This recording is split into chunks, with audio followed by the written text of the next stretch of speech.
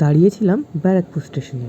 হঠাৎ ঢুকে পড়লো আমাদের মালগাড়ির ইঞ্জিন নিয়ে হাজারদুয়ারি এক্সপ্রেস।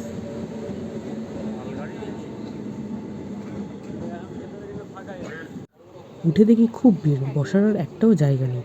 ভেবেছিলাম পুরো সফরটা হয়তো দাঁড়িয়ে দাঁড়িয়ে করতে হবে। তারপর 10 টাকা একটা চ্যারিটেবল ট্রাস্টকে দিয়ে কিন্তু একটু তৃপ্তি পেলাম। তবে আমি এটা দেখে নিচ্ছিলাম যে আদেও এটা আসল কিনা, কারণ অনেক টাইমে ফ্রড হয়। কিন্তু তোমরাও যদি দান ধ্যান করো, তোমরাও কিন্তু অবশ্যই দেখে শুনে যাচাই করবে। পেটটা তারপর হঠাৎ গুড়গুড় করে একটা আওয়াজ করলো। খুব খিদে পেয়েছিল, তো দুজনে 10 টাকা করে ঝালমুড়ি কিনে নিয়েছিলাম। আর দেখতেই পাচ্ছ এত ভিড় হয়েছে, এই কাকুটা হচ্ছে একদম উপরে উঠে গেছে।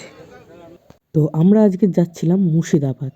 তো মুর্শিদাবাদ কেন যাচ্ছি জানতে হলে কিন্তু আমার চ্যানেলে একটা বড় ভ্লগ দেওয়া আছে, তো তোমরা ওটা গিয়ে চেক আউট করতে পারো। তখন পর বসেছি আমরা 3 ঘন্টা পর আমরা বসলাম।